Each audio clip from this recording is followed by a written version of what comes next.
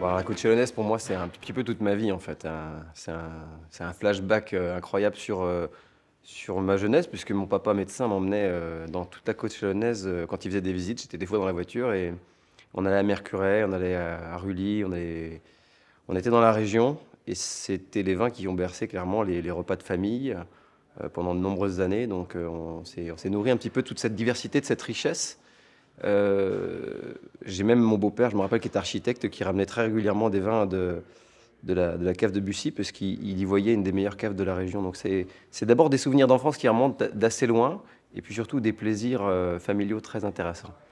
La côte chalonnaise, c'est aussi après le début de ma carrière en sommellerie, puisque c'est les premiers domaines que j'ai visités avec la timidité des jeunes sommeliers. Je me suis concentré d'abord dans les régions un peu moins connues que la Côte de Nuit et la Côte de Beaune.